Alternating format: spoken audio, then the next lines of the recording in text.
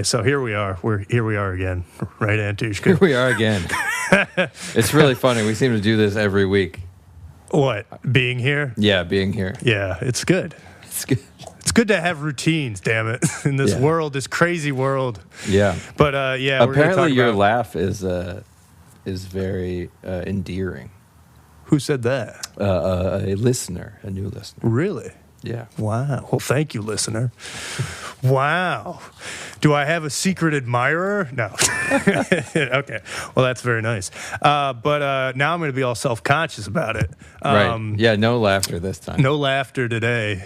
This will be like Andrew Dice Clay's comedy special or whatever. The day the laughter died. Okay. I never saw that because it sounded horrible. Yeah, I don't like Andrew Dice Clay. It doesn't do it for me. Yeah. But anyway, yeah. Okay, so we're talking about crypto again.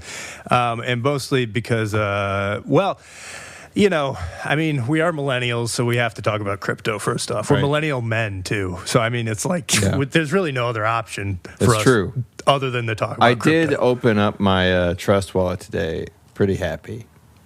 Oh, nice. Yeah. And I should say, we're talking about crypto and Bitcoin because, you know, Bitcoin's not technically crypto. God.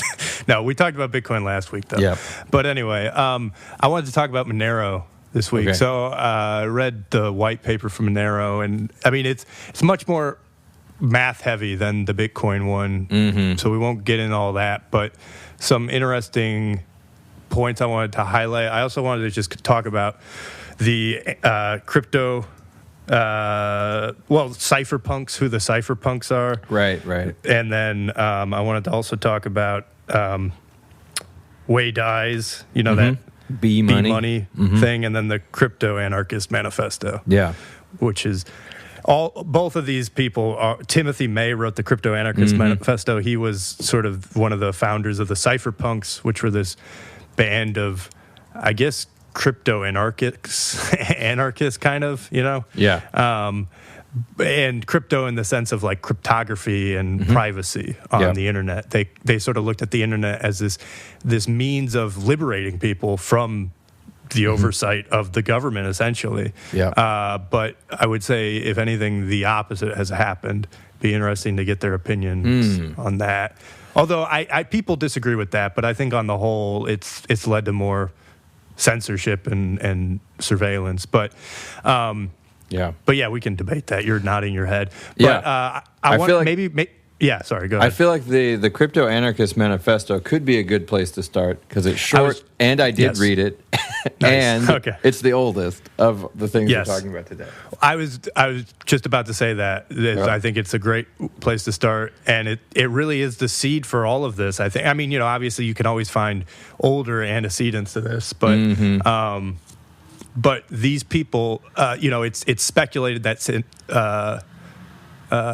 Satoshi was part of this group. You know, obviously nobody knows, but all the early developers of Bitcoin were part of this Cypherpunk group, and basically it was a mailing list. That's really all it was. I think it was also there's a Usenet group too, but I think, you know, it started in '92 as a mailing list, and I was just going through. I mean, all the archives are public. I was going through some of the email archives. It's just very interesting to just see this early internet, and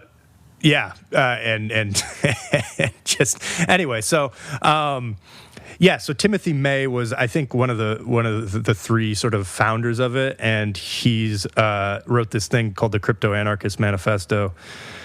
And I don't know, it is pretty short. We could technically read it, but I don't know if we want to just summarize it. But I mean, I think that I think summarizing is fine, and there's a maybe the last two paragraphs would be good to read. Okay. Do you want to take the lead on this? Sure. So this is from 1988, which is wild how old that is, because that's before the internet was anything that sort of most people had any access to. That was before most people had computers in their homes even. It was a very sort of techie, nerdy world, and then this feels like the underbelly of that underbelly, right? Which is kind of interesting, and it really I get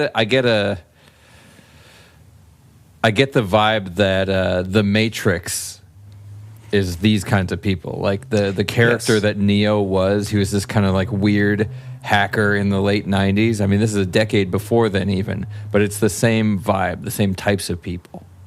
Yes, and I mean, this is what I really like about this too, is because you're exactly right. This is a side of the internet a lot of people, certainly we don't experience now because it's all corporatized, but it really was, you had to be very knowledgeable and tech-centered in order to even access a network back in the day, because, it wasn't as straightforward. Now, I mean, now even people have issues setting up modems and stuff, but you had to do everything yourself back in the day. And a lot of these early emails of the Cypherpunks were about how do you even set up, like, a private network kind of thing and stuff like that, and a email relay system and stuff like that. And actually, I think it was either Timothy May or Eric Hughes. I think it's Eric Hughes. So Eric Hughes, Timothy May, and John Gilmore were the founders of the Cypherpunks mailing list, at least. And actually, it might also be worth reading their what their mission statement is. But their mission statement's basically everything interested in cryptography and privacy and stuff. Right. But one of them, I think it might be Eric Hughes, because I know he's still alive, but it might have been Tim May, was hosting a server that you could not, it was hard to trace. It was a relay server, so you'd get an IP and then you send it elsewhere, and it was hard to trace. And so it was actually I think the government came to them and shut it down because it was being used for phishing and stuff like that. But these people have always, and these are the people that made the internet. I think that's the other important note, is that we are living in their legacy, essentially. I mean, not obviously all the people in the Cypherpunks, but the people of this, I guess you could say, phenotype, which, is kind of the nerdy person who I think is very libertarian-minded, actually. Yes, I think and very much just I'm going to just figure stuff out. You just had to figure stuff out a lot more back in the day when you didn't have Stack Exchange and now ChatGPT. You just had to be a lot more clever to actually navigate this world. Right. And I think you still see remnants of that in cultures I've said it before, like Reddit, and the Arch Linux, forum and stuff that. Which I think is good to an extent, because we are very hand-holdy these days. And and Linux and all of its forms are great as far as I'm concerned. Yeah, but you use it like Ubuntu, right? I used to, yeah. I haven't in a long time. No, I'm just kidding. No. Yeah, I'm not cool, okay? As we discussed last week, I'm constantly just being trolled. I'm a dork, okay? Oh yeah. No, oh yeah. Anyway, so am I. So this is 1988, and the Timothy May. What I find interesting is the Crypto Anarchist Manifesto. It's 5 paragraphs, which is great, but is the insight of the implications of the work that they're doing, because he's saying that the technology is moving in such a way that systems of exchange will be unregulatable and untraceable by governments. And then, going on to the B Money paper that we'll talk about next, talking about how forms of money exchange will be able to sort of create intact communities that will be unregulatable and untraceable, is really the implication of the movement of this new technology that, like you said, that we're living in today, the internet era. And what's interesting, you bring up that there's a lot of censorship and regulation, but I think, at least in the crypto world, there's an idea, as long as it isn't a CIA psyop, that ultimately the governments can't win. And we talked about last time with Bitcoin, how there's an argument that it's just used for illegal things, and there was the whole Silk Road controversy and stuff like that. And it's interesting because Timothy May actually addresses that back in 1988. In the last two paragraphs, he said, "The state will, of course, try to slow or halt the spread of this technology, citing national security concerns, use of technology by drug dealers and tax evaders, and fears of societal disintegration." And it's interesting that he says that, like, these are the exact arguments that are used all the time against any sort of crypto technology, even the stuff that's been coming out about Telegram, which isn't it's not a cryptocurrency, but the idea of a means of communication that the government doesn't have access to, like an encrypted means of communication from the perspective of a government, they start to attack it. And then Timothy May goes on to say, many of these concerns will be valid. And you see, that's that key part. That's the really anarcho part of it. That's, to me, the revolutionary statement is acknowledging, yes, it will be used for illegal things and anything. That's the point.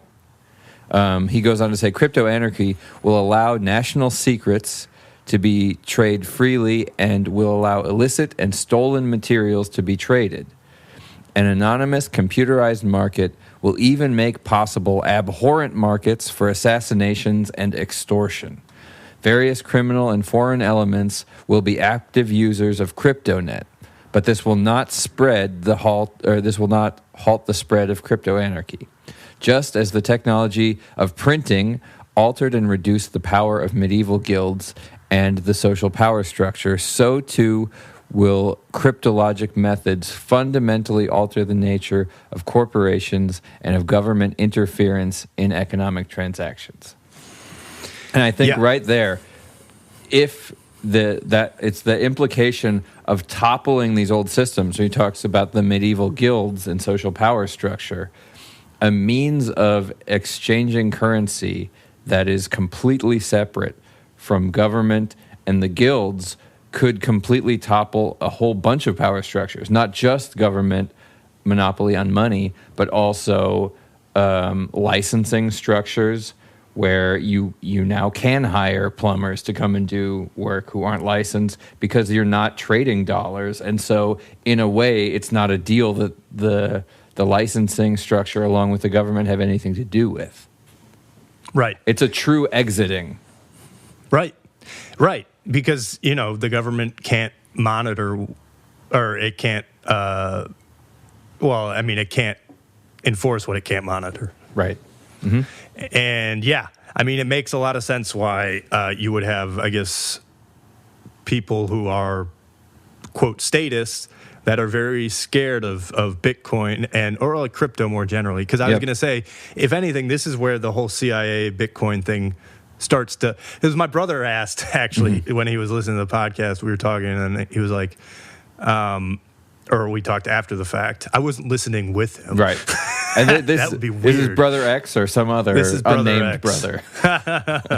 This is Brother X. He was saying how, like, what would be the motive for that? And first off, if there's going to be crypto, you would want, I think, the biggest crypto to be one that you can track the transactions with, because that's the big issue with Bitcoin is that, it's a bit anonymous, but really if you tried hard enough, you can figure out who is who because the whole ledger is public. And so if you start to accumulate other sort of hints, you can figure out who owns wallets is the idea. At least this is one of the I won't get ahead of myself, but this is essentially what they're talking about in the Monero white paper. Says,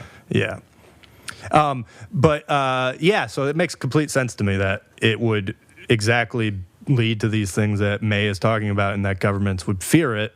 Because, and this is why this is what I brought up to you without even having read this, because it seems so logical to me in the last episode, is that, if you're an anarchist, it makes 100% sense that you would know a lot about crypto, because Right. this seems to be, if you really wanted to bring upon an anarchist revolution, this is the way, because of all the reasons that May said. Right. It's and it was honestly making me think, just back historically, how I read a Illuminati book one time, and it's obviously a lot of silly stuff in there, but a few interesting tidbits were like, well, first off, just the creation of the Illuminati out of like the what are they called? The stone masons? No, the Freemasons. What's their name? Right? Freemasons. Thank you.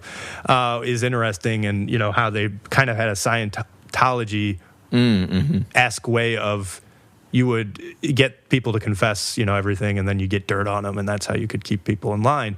But it also talked about how, like, a lot of, I can't remember why this was even in the book, but it was talking about basically how there was a person in Germany, one of the kings who had a, who just had a, I don't know, helper, essentially, who was able to read everybody's mail. And by doing that, you have, like,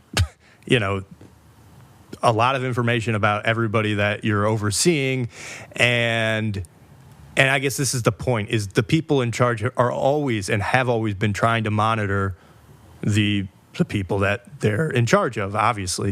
And this is kind of one of the first times in history where you can take that power out of those that be, because it's such a anybody, if you can get a computer, right? But it's not exactly straightforward, because now we have to talk about IP obfuscation and all that kind of stuff.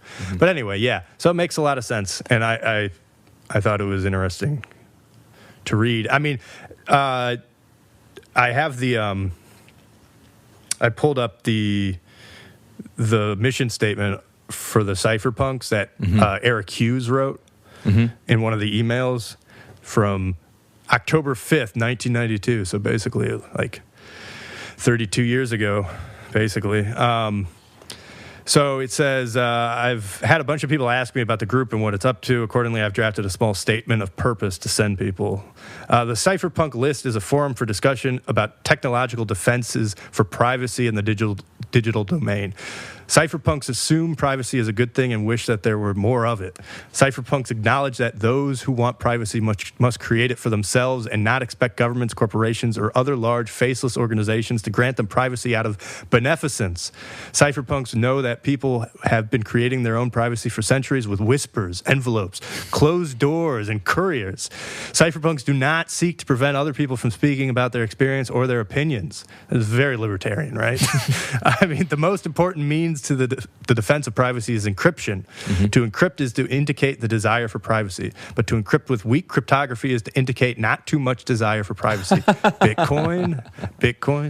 Cypherpunks hope that all people desiring privacy will learn how best to defend it. Cypherpunks are therefore devoted to cryptography. Cypherpunks wish to learn about it, to teach it, to implement it, and to make more of it.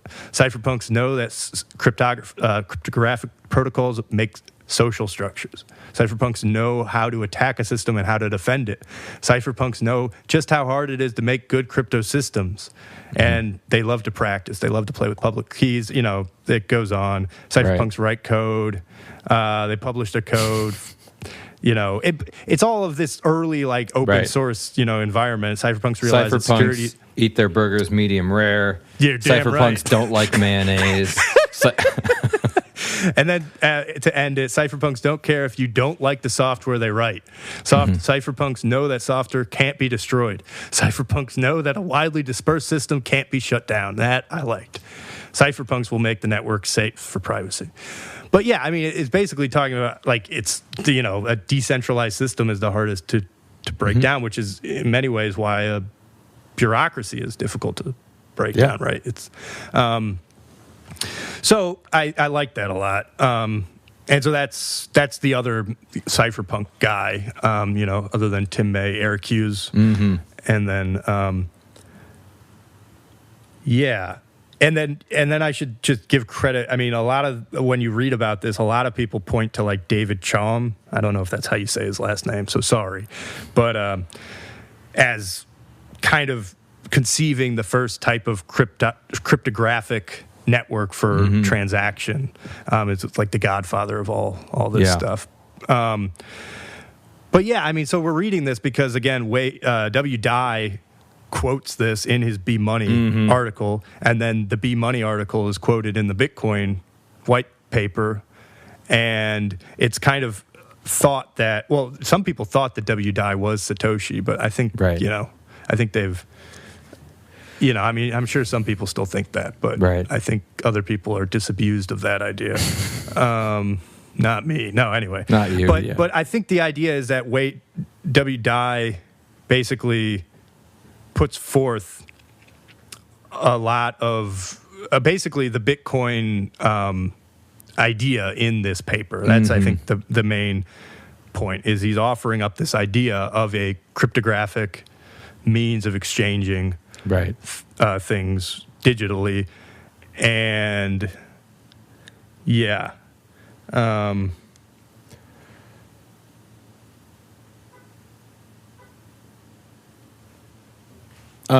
some thoughts that I have about it is if we think about the shift from transmission of physical cash to digital peer-to-peer transaction systems,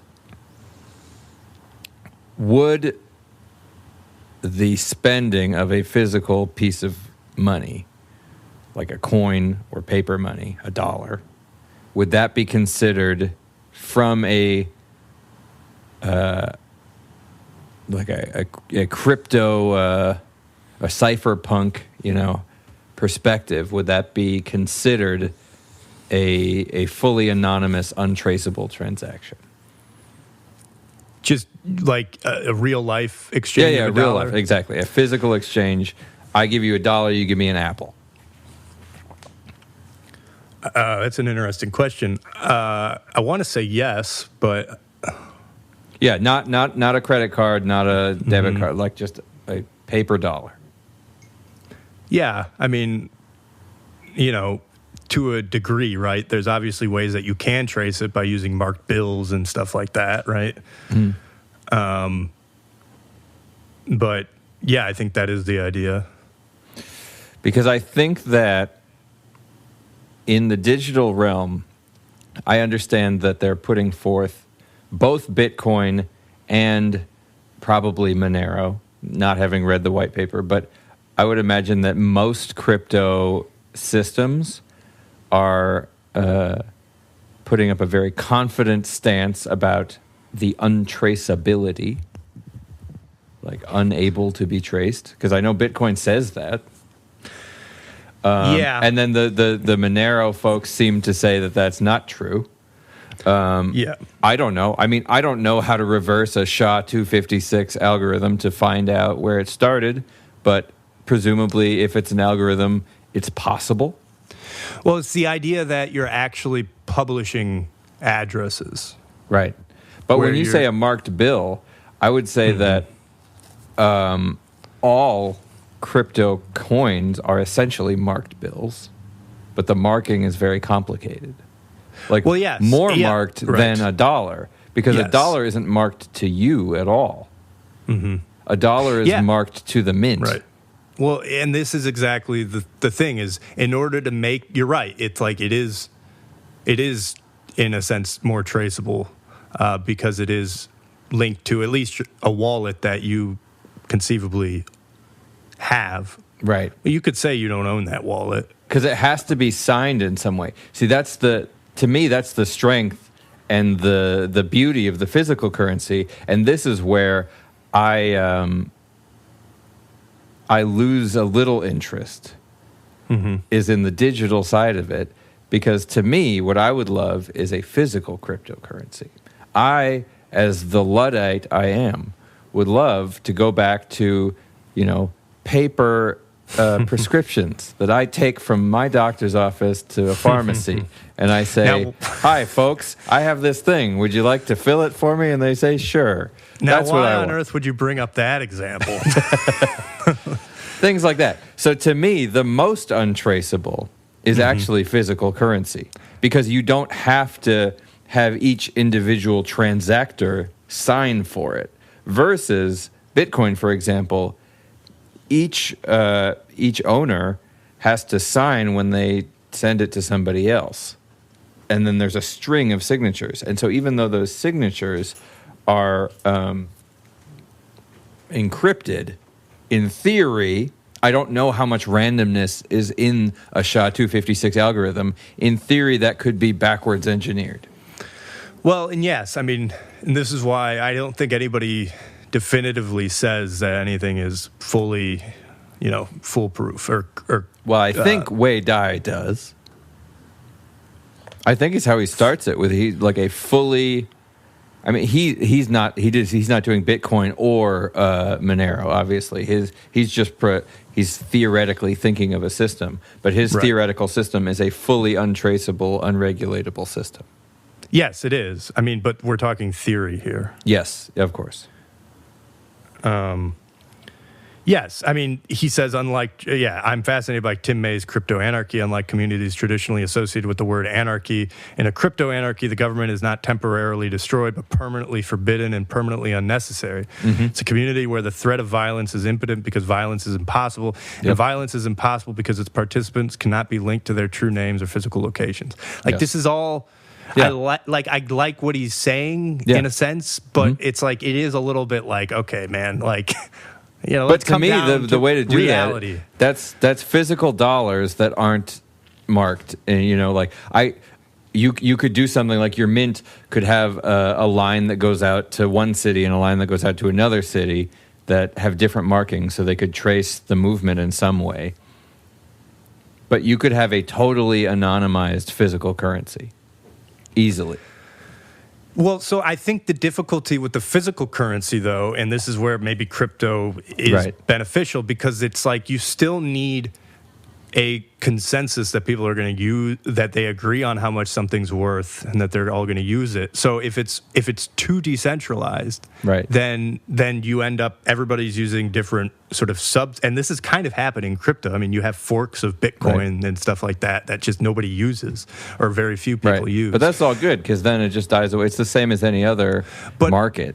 Yeah, I mean, true, fair enough. I mean, I guess the argument could be made that it would equilibrate into something, but there needs to be something that holds it together, so that when I come up with one of whatever we want to call it, Antushka coin, and I give it to you, and then we know that the transaction is this. We know how much it's worth. Well, this is the argument for gold. Fungibility. Yeah. Yes. This is, I think, the downside to what you're saying, though, is because it's it's true in reality, the dollar is tied to the mint, but it has to be tied to something. So you know what I mean? Well, I'm saying that the mint is signing it. They don't even have to do that.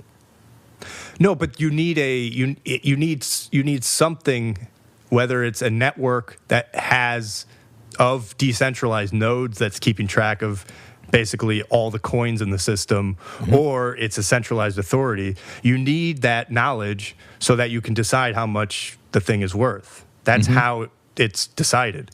So if there is nobody signing it, if each transaction is truly siloed, then there's nothing in my head that's keeping. But there is nobody signing for the physical transaction of dollars. Yes, there's a taxation system, but that's not the same thing. But you're not understanding what I'm saying, and it could be because I'm not explaining it. But I'm saying that there is a central source, though, that's keeping track of how many dollars are in circulation and what the dollar is worth. Well, it doesn't. It can't keep track of what it's worth if it's fiat. That's nonsense. We have a value assigned to it, but it's complete nonsense. Yeah, but it's still a value that everybody has agreed on. No. Well, I don't agree with that. I hear what you're saying. I'm just saying that's not correct from my perspective.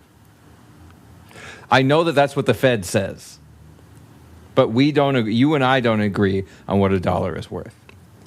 Yes, but you have, when you go in on a practical exchange, right, and you give somebody $1, you guys both have an understanding of what's that's worth, and it's based off of the circulation of the dollar. Right.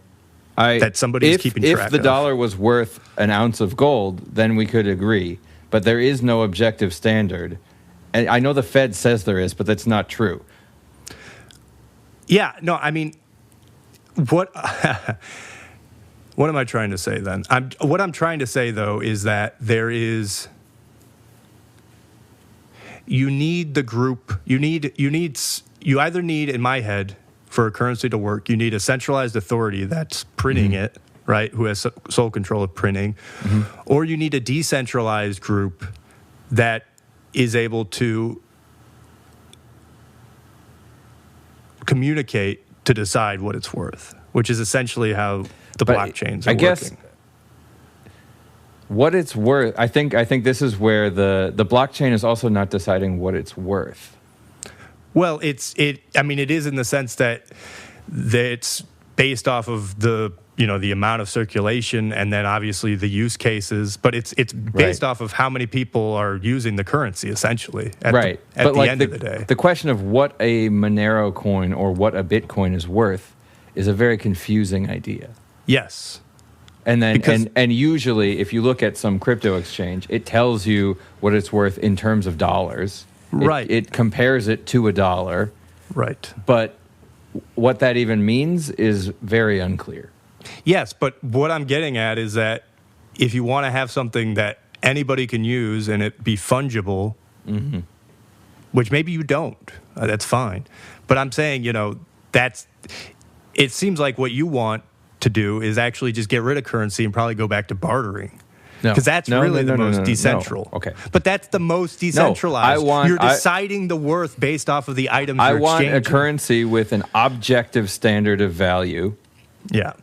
For instance, gold. Yes, with an objective standard of value. And acknowledging that is entirely arbitrary, but that sets a rule system where you can play the game, where the game is not either top-down or bottom-up controlled randomly. But that's interesting that you don't want it to be controlled randomly. Because to me, there's two different problems. There's the problem of anonymity, which is where we got into this, and there's the problem of valuation. And valuation, in terms of like what is a hat worth, is completely subjective. Yeah, that's close to random. That's just like a million subjectivities. There's no objective basis for what a hat is worth, but there should be objective basis for what money is worth, because money isn't a commodity, and that's like a big thing that a lot of people, especially on Reddit, don't get. Money is a measurement.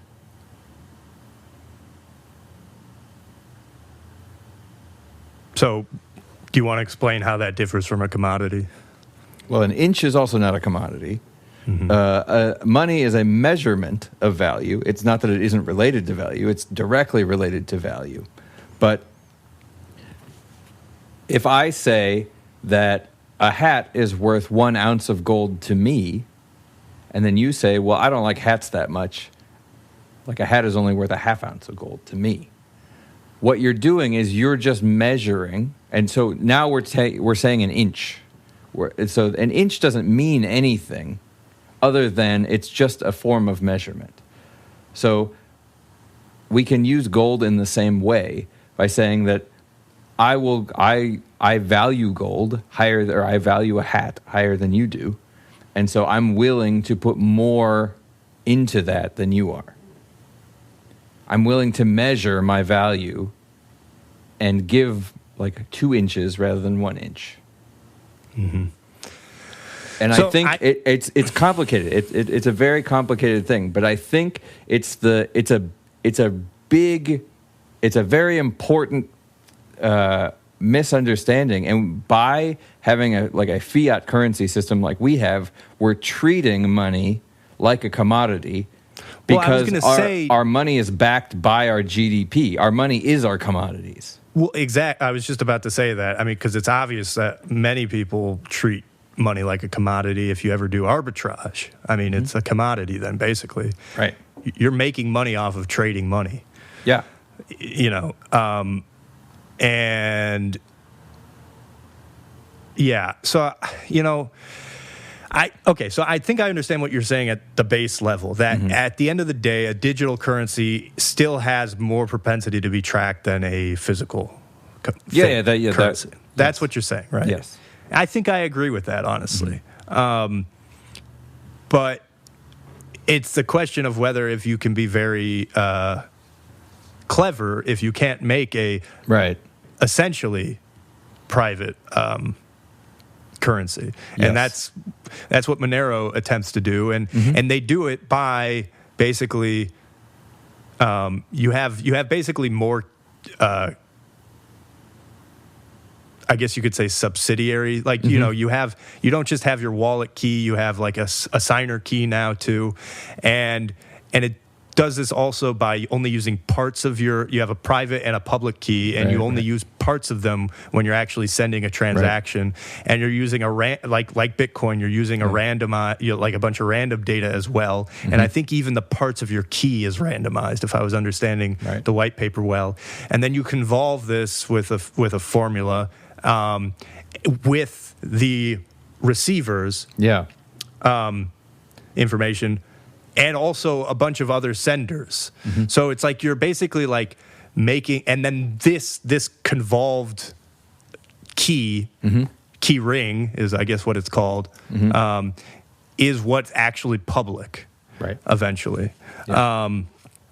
You convolve this key ring of senders, and then you make it public, and then the receiver is going to go through and find basically which one fits their wallet based off of a formula. Yeah. But the idea is just that there's a lot more intermediary steps, I guess, between the sender and receiver. The things aren't public. It's not a public ledger that has your public key, you know, that can be traced directly back to you.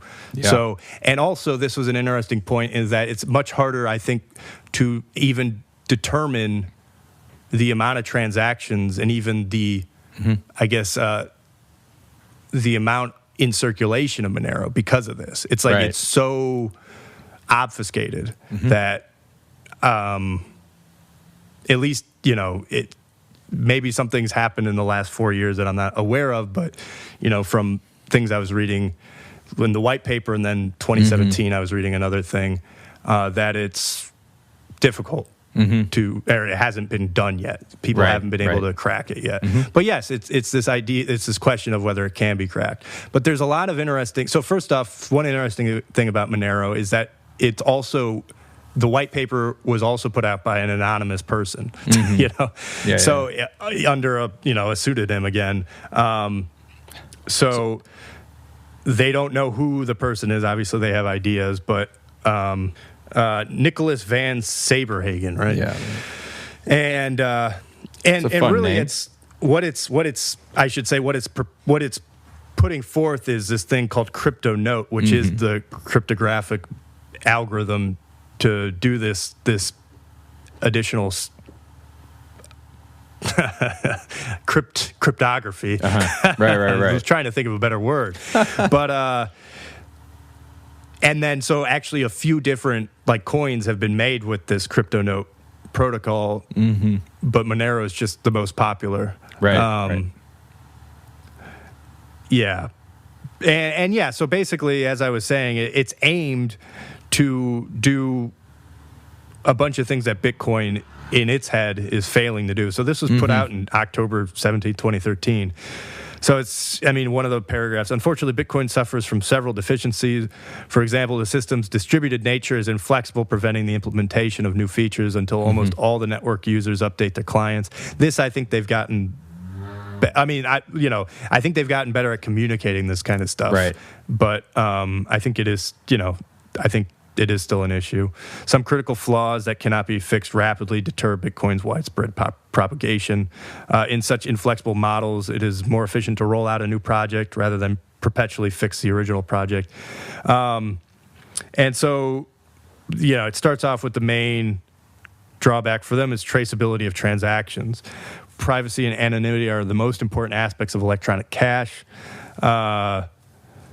Peer-to-peer payments seek to be concealed from third-party view, obviously.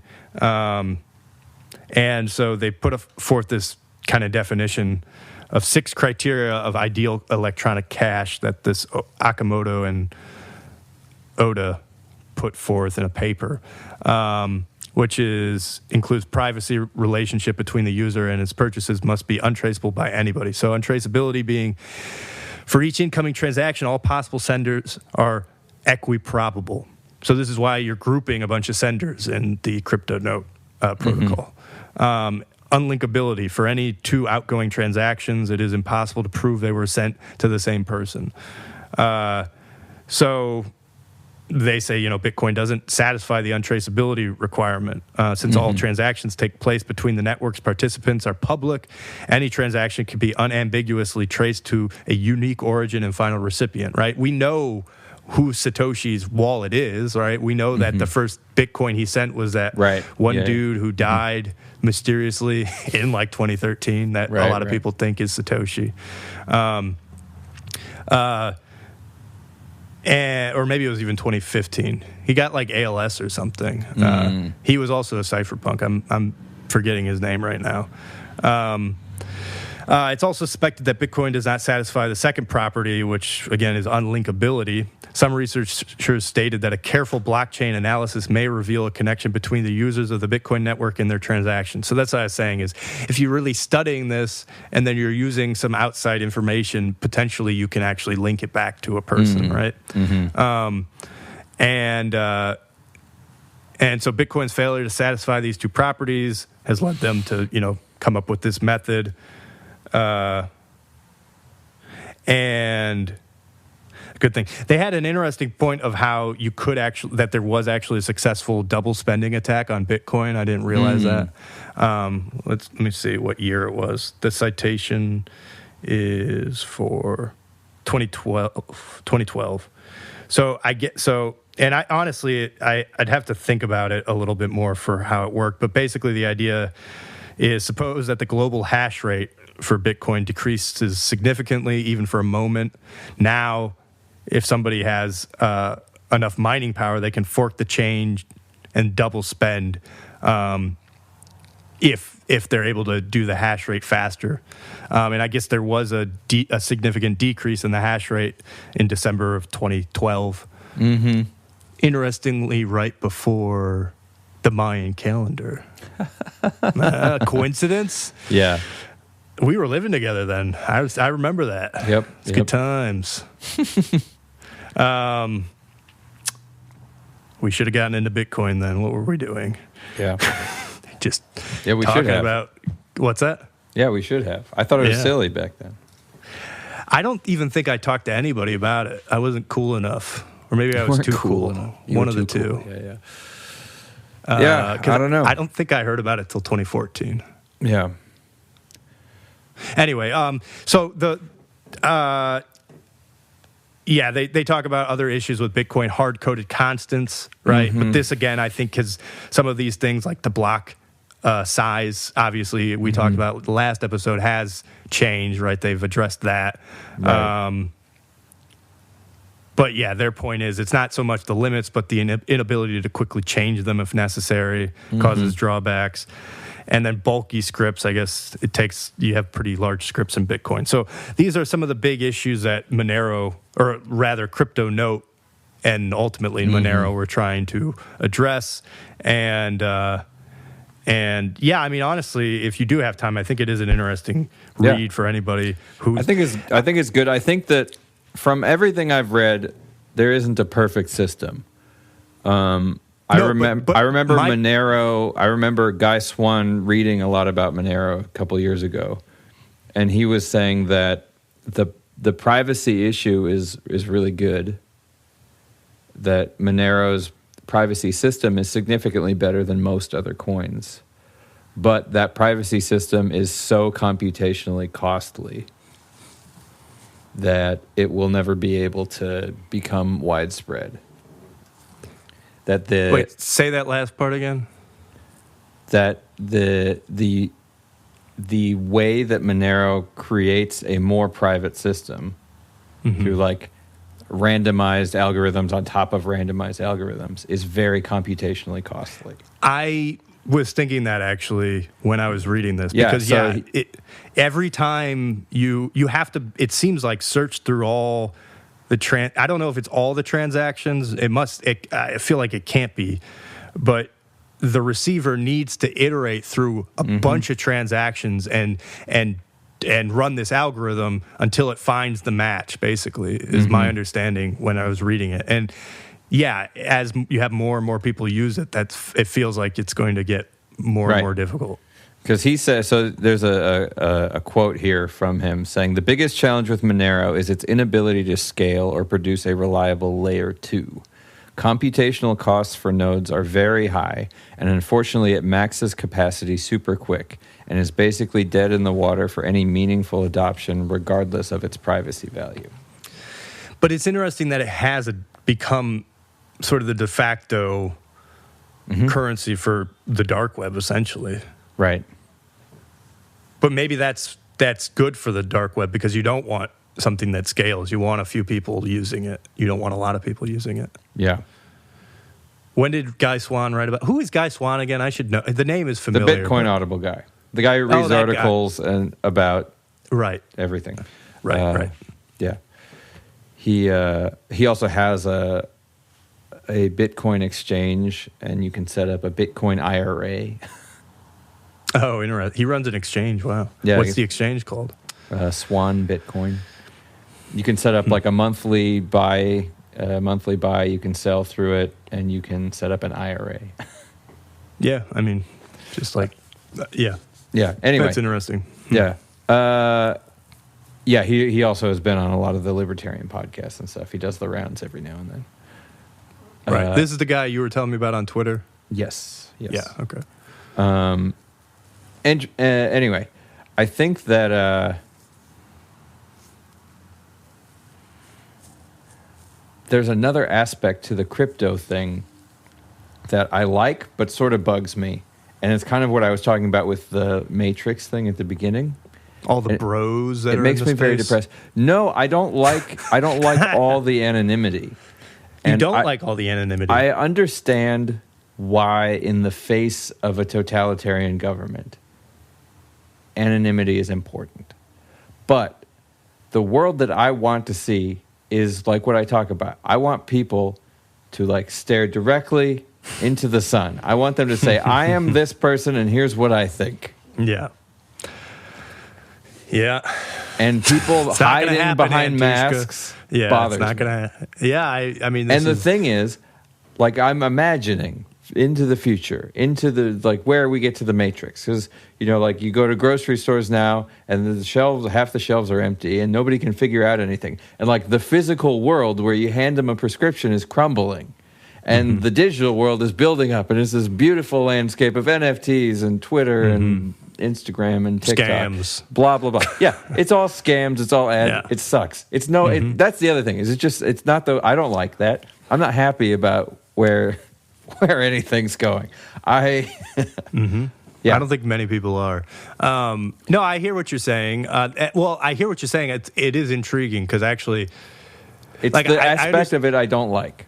I understand what you're saying about the anonymity being annoying, although it's one of the things I like a lot about it because it takes so much of what we do now too is ego-based. It's like people are just saying things because they want people they want to be famous for some reason. Whereas you have these people that have made a complete world and we don't even know who they are. I mean, that's very cool in my head. I agree. I think that it cuts both ways.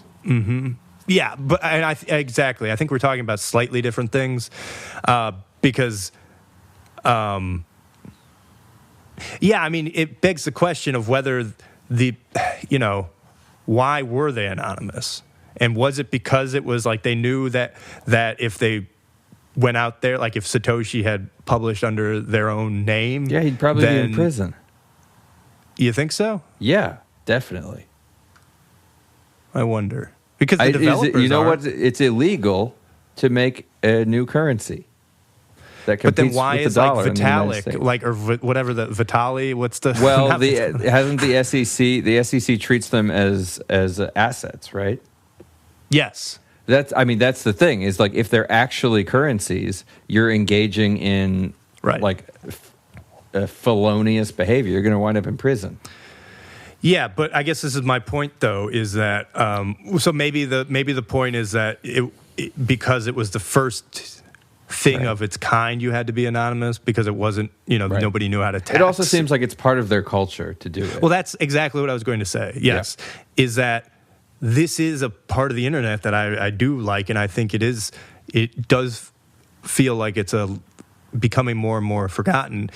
Is that, again, we are standing on the shoulders of a million anonymous people, a million anonymous nerds. We don't know their names. This is kind of one of the reasons I wanted to do this podcast episode, is because it's like I think a lot of these people do deserve shout outs because we're benefiting from their labor, and they weren't doing it to be named or to have whatever fame, but I think they deserve it, and and the fact that they didn't want it means they deserve it even more in my head.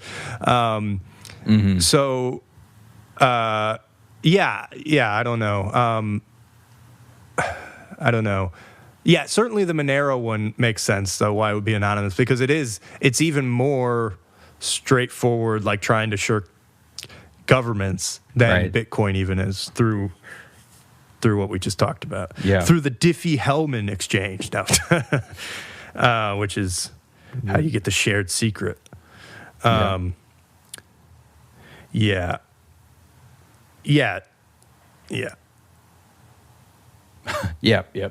Sorry, I'm just reading. Yeah, I mean, but the I think the big crux of understanding the Monero algorithm without getting into the math is just that instead of just like a public and private key, you have you make a bunch of one-time keys as well. These one-time keys are getting amalgamated, and then in a way with some randomized information, and that's what's ultimately being publicized.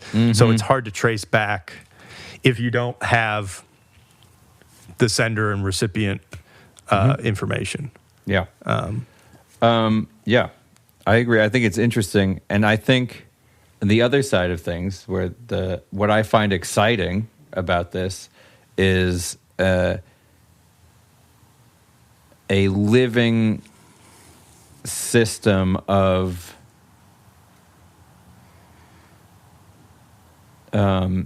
evolving and developing crypto ideas. Yes. So, like the idea that Monero is attempting to address certain problems of Bitcoin, and there can be another one that attempts to address certain problems of Monero, and you have a competing marketplace. I think that's what you want with everything. So I think that is very exciting, and I think we were talking about the anonymity thing. I think it cuts both ways, and I don't think that it's bad that it's anonymous. It's that I am longing for transparency in the world, and I'm not getting it, and so it's just another mask. Yeah, and I'm not mad at the people who are doing it. No, because I mean, I was about to ask, like, in the state of nature, it's like transparency. If anything, transparency is almost a human thing. It's like animals are kind of transparent. I'm trying to think. But, it's like it doesn't really help you to be transparent in the state of nature. You kind of want but I'm not really for the state of nature. I'm pro-civilization. You want the plains. You always say that. Just admit it. Not. I was thinking about that a lot this week. I don't think so. I think that Judith Butler is trying to dismantle civilization. I've come to that conclusion. Like, actively hates or does not want civilization, and it's similar to climate change switching from carbon dioxide to now it's just carbon. And it's like, that's a crazy thing to be against. Carbon is everything. What do you mean? You don't like life? That's insane. So that to me, that's like the purest form of anti-civilization. And I'm pro-civilization. I think civilization is as humans, that's how we thrive. Mm-hmm. Community cooperation. It's so important.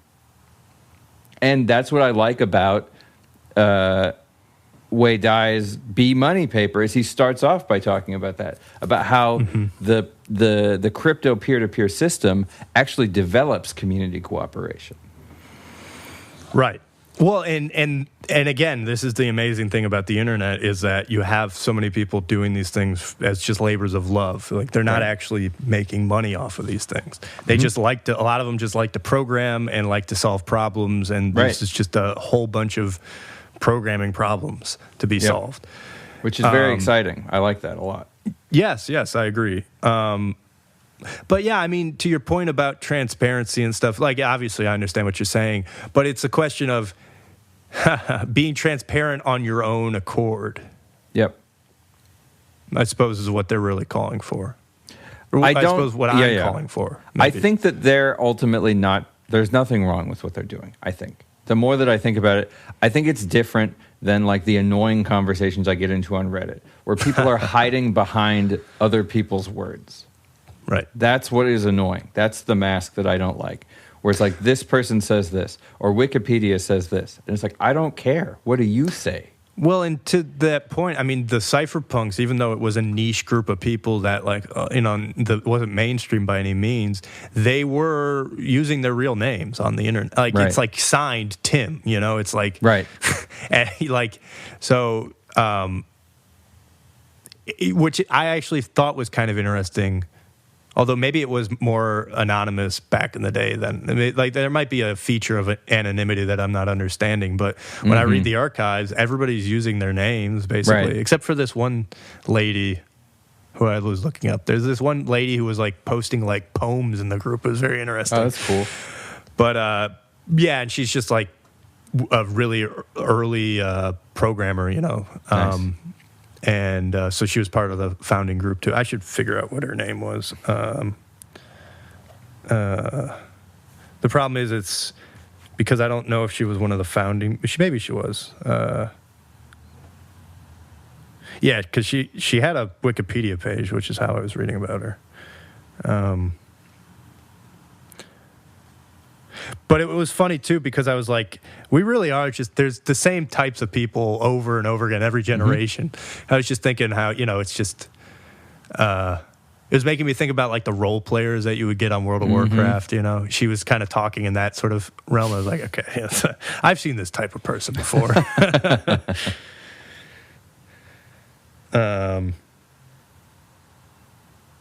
Yeah. Okay. Well, I mean... I don't know if I had much else to say out of that.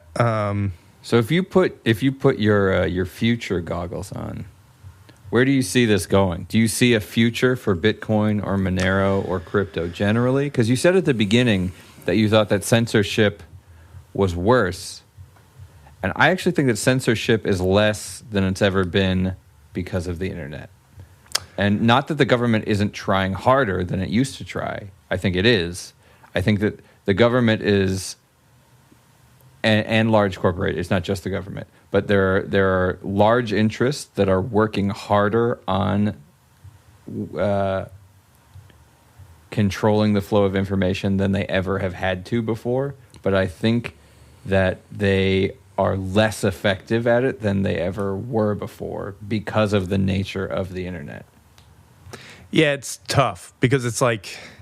Now, I think in terms of tracking people, I think it is more than ever before because it's like now you can tracking. To your yes, point, yeah. Well, but that's the whole thing. Tracking is a decrease in your privacy. Right. I guess I was referring to censorship specifically. Like if COVID had happened in 1990, nobody would know about ivermectin.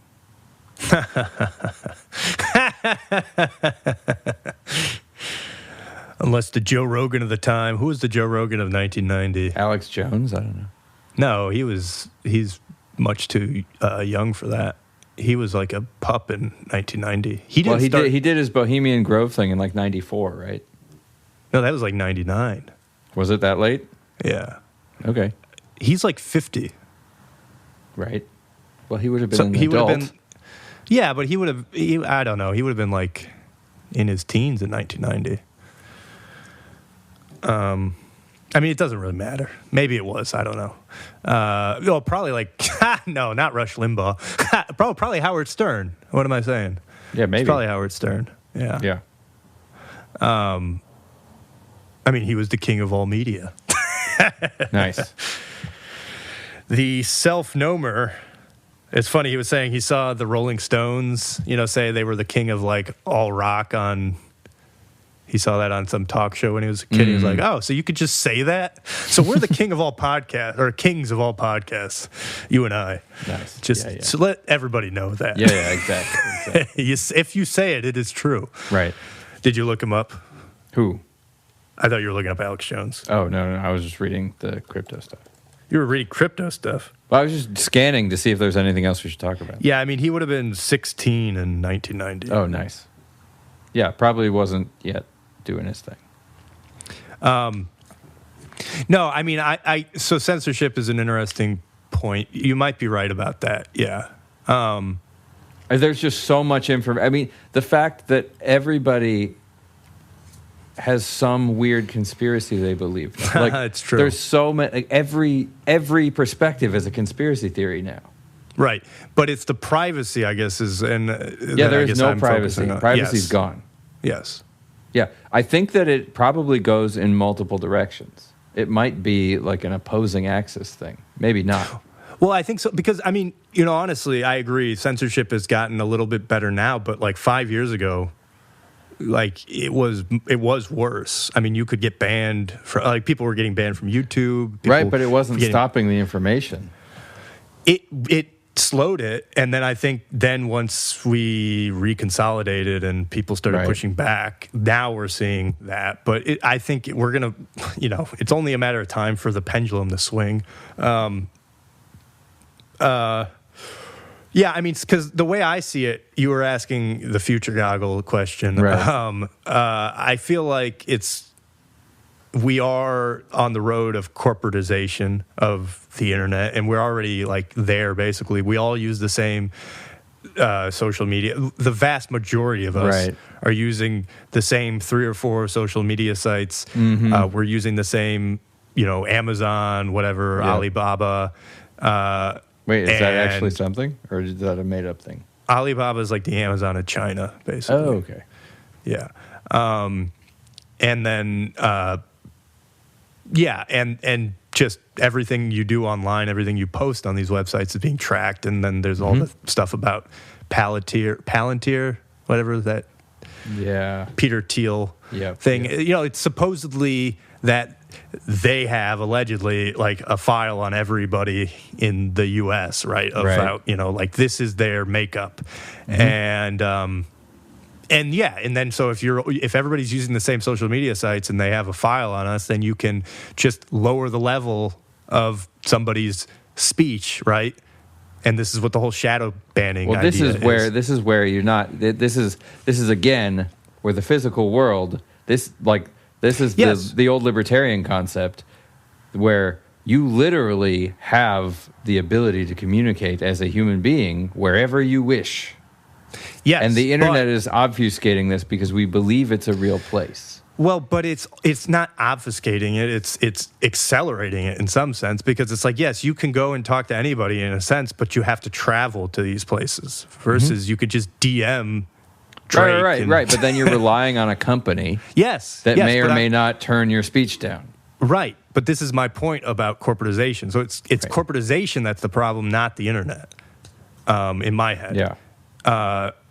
And so that's the thing to fight against. And the cypherpunk sort of decentralized cryptography method seems to be the way to fight against that. Right. And so this is when I think about crypto a lot, I mean, obviously invest in, the big names and some meme coins, but just for fun, I am, and I guess it's kind of trite. I'm interested in the technology, I swear. I don't want to just make money.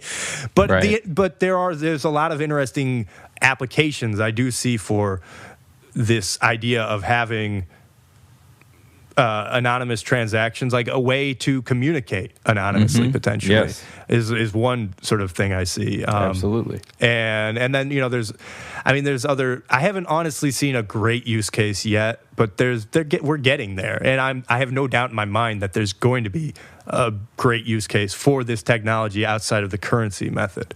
That's kind of what I'm getting at. And if crypto will become a big part of the future, in some ways, I feel like that's the more realistic future. Just because, I don't know if we talked about it on the podcast, but like I just posted in the crypto markets subreddit a thing about like how did I phrase it? Basically, our capital exchange taxes. Oh, right. Yeah. I remember. Are they like the ultimate hurdle for crypto? And a lot of people said, nonsense. You're an idiot, and why would you even talk? And you should just kill yourself, basically. Yeah. And I said, and you say, good point. Yeah, I said yes, and I will take that into consideration. The next time that, our capital gains ultimate crypto hurdle was my question.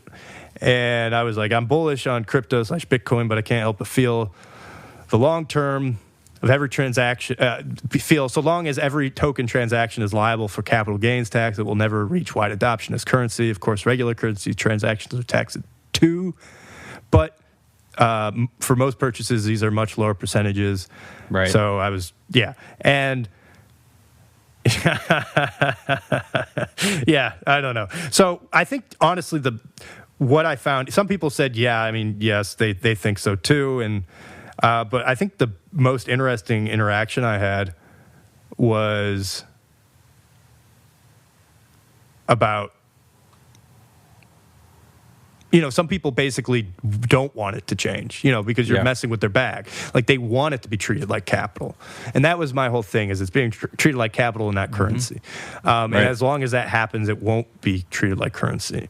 And then we could have a whole thing about whether currency should be taxed, obviously. But it should not, is the short answer. Nor should capital. Yes.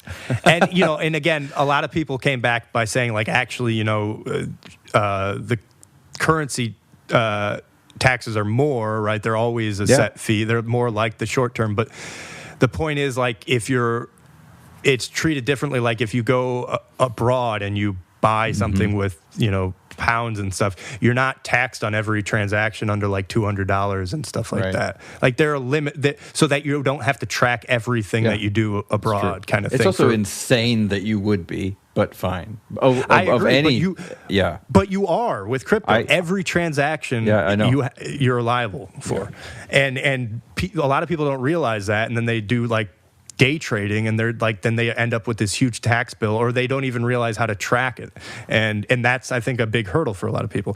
So anyway, I just said all that because I think until it's treated like currency, it won't be currency. So in the meantime, probably the technological aspects are the thing that will reach wider adoption.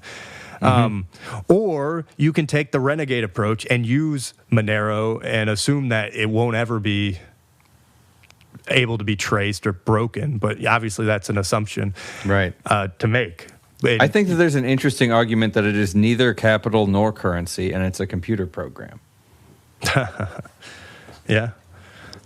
It's an algorithm, right? It's not. I mean, you can't tax an algorithm. That doesn't make any sense. Yeah, well, but it's a question. Should you be able to tax a measurement in your... No, of course not. That makes zero. Exactly. I'm taxing inches. What do you mean by that? What does that possibly mean?